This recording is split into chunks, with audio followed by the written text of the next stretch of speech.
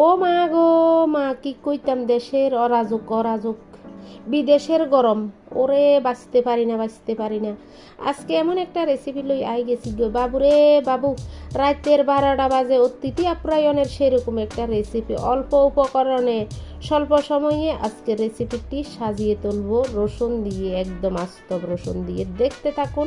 Recipe করতে সবাই জানে, কিন্তু কে কার মতন কীভাবে রেসিপি করে সেটাই দেখার বিষয়, সেটাই তুলে ধরবো, সেটাই দেখে নেবেন। কথা বাড়াবো না, আজকের রেসিপি উপভোগ করুন, দেখতে থাকুন কি হতে চলেছে। যদি ভালো লেগে যায় প্লিজ শেয়ারটা করে দেবেন, প্লিজ প্লিজ। নমস্কার মাই লাভলি ভিউয়ার্স, সবাই কেমন আছেন? আশা করি আমার ভাই বোনেরা সবাই খুব খুব ভালো আছেন। আমিও ভালো আছি ভগবানের অশেষ কৃপায়। অন্তস মম কিচেনে সবাইকে জানাই সুস্বাগতম। আজকে আবার বরাবরের মতন চলে এসেছি আরেকটা নতুন পর্ব নিয়ে। দেখতে থাকুন কি হতে চলেছে। দেখার সাথে সাথে প্লিজ একটা লাইক করে দেবেন, সুন্দর একটা কমেন্ট করে দেবেন। যদি ভালো লেগে যায় প্লিজ একটু শেয়ার করে দেবেন। আশা করছি আজকের রেসিপিটি ভালো লাগবে, দেখতে থাকুন প্লিজ। এটার আগে বলে রাখি, যারা আমার চ্যানেলে নতুন এসেছেন প্লিজ আমার চ্যানেলটা সাবস্ক্রাইব করে দেবেন, পাশে থাকা বেল আইকনটি টিপে দেবেন। প্রথমে দেখতে পাচ্ছেন এখানে আমি বড় একটা বোলের মধ্যে মুরগির মাংস নিয়েছি। এখানে প্রায় 1 কেজি হবে মুরগির মাংস। বড় সাইজের একটা মুরগি এনেছিল, সোনালী মুরগিগুলা, লাল মুরগি, সেগুলা থেকে একটু করে রেখে দিয়েছিলাম। আজকে রান্না করতে নিয়েছি, ধুয়ে পরিষ্কার করে নিয়েছি। এবার দিয়ে দিলাম আমি 1 কাপ পেঁয়াজ কুচি, 2 টেবিল স্পুনের মতো আন্দাজ করে আমি রসুন থেতো করে দিয়ে দিলাম। আদা দিয়ে দিলাম 1 টেবিল স্পুনের মতো। দিয়ে দিলাম একটা টমেটো কেটে, দেখতে পাচ্ছেন ধুয়ে রেখেছিলাম। এবার দিয়ে দেব আমি পাউডার মশলা। পাউডার মশলার মধ্যে এখানে কি নিয়েছি দেখুন। 1 টেবিল স্পুন হলুদের গুঁড়ো, 1 টেবিল স্পুন মরিচের গুঁড়ো, 1 টেবিল স্পুন জিরের গুঁড়ো, 1 টেবিল স্পুন ধনের গুঁড়ো, 1 টেবিল স্পুন গরম মশলার গুঁড়ো, স্বাদ অনুযায়ী লবণ। এই উপকরণগুলো দিয়ে দিলাম, দেখতে পাচ্ছেন।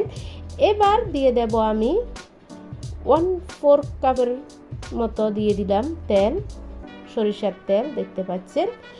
এবার এই উপকরণগুলো সম্পূর্ণভাবে আমি ম্যারিনেট করব হাত দিয়ে, ভালোভাবে মেখে নেব। মাখতে মাখতে একদম লাল চলে আসবে। এই মাখার মধ্যে অবশ্যই চিকেনের স্বাদটা চলে আসে। আমি খুব ভালোভাবে এই চিকেনগুলো মাখিয়ে নিয়েছি, দেখতে পাচ্ছেন। এবার আমি এক সাইডে রেখে দিলাম, প্রায় আমি আধা ঘন্টার মতো রেস্টে রেখে দিলাম। আধা ঘন্টা পরে আমি সরাসরি চলে আসলাম আমি চুলাতে। দিয়ে দিলাম একটা প্রেসার কুকার, ছোট সাইজের, দেখতে পাচ্ছেন। এবার দিয়ে দিলাম 1/4 কাপ তেল প্রেসার কুকারের মধ্যে, দেখতে পাচ্ছেন।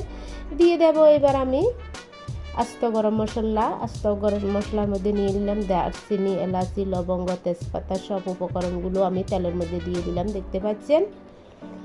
অবশ্যই দেখা যাচ্ছে না, যেহেতু আমি নিজেই ভিডিও বানাইতেছি, ক্যামেরা সেট করে দিয়েছি। আমার ছেলে বাসায় নেই, সেই জন্য ক্যামেরাটা আর ভালোভাবে ধরতে পারছে না। আমি সেট করে নিয়েছি। কথা বলতে বলতে আমি ম্যারিনেট করা মাংসগুলো আমার আধ ঘন্টা হয়ে গিয়েছে, প্রায় 30 মিনিট হয়ে গিয়েছে। এবার আমি তেলের মধ্যে দিয়ে দিয়েছি, দিয়ে সম্পূর্ণভাবে একটু নেড়ে চেড়ে দিলাম, দেখতে পাচ্ছেন। নাড়াচাড়া আমার হয়ে গিয়েছে। আমি এবার ঢাকা দিয়ে দিলাম। ঢাকাটা টাইট করব না, এইভাবে দিয়ে দেব, হতে থাক, একটু কষিয়ে নেব, সেটাই ব্যাপার। আবার আমি 2 মিনিট পরে আসলাম, ঢাকাটা তুলে নিলাম, আবার একটু নেড়ে চেড়ে দিচ্ছি। চুলার আঁচটা নর্মালভাবে রেখেছি, সেটাই ব্যাপার। কথা বলতে বলতে আবার আমি এসে খুব ভালোভাবে নেড়ে দিয়েছি। কয়েকবার আমি ডেকে ডেকে ভালোভাবে একটু কষিয়ে নেব, সেটাই ব্যাপার। অনেকবার কষিয়েছি। এবার আমি একটু ঢাকা দিয়ে দেব, একদম টাইট করে দেব, প্রেসার কুকারের ঢাকাটা লাগিয়ে দেব। 2টা সিরিজ আমি তুলে নেব প্রেসার কুকারে, দেখতে পাচ্ছেন। সিরিজগুলোর আওয়াজ হচ্ছে, এই যে 2টা সিরিজ নেড়েছে প্রেসার কুকারে। আমি এবার খুলে নেব সিরিজটা, আর দিতে হবে না। আমি কুকারের ঢাকনাটা খুলে নিলাম, দেখতে পাচ্ছেন।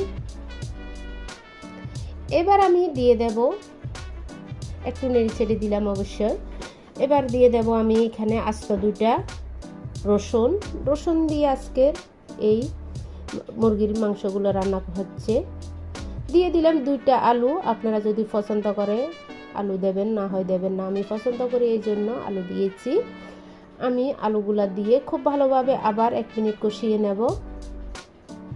খুব সুন্দরভাবে আমার কষানো হয়েছে। এবার আমি দিয়ে দেব জল, দেখতে পাচ্ছেন পরিমাণ মতন জল দিয়ে দিলাম, হতে থাক।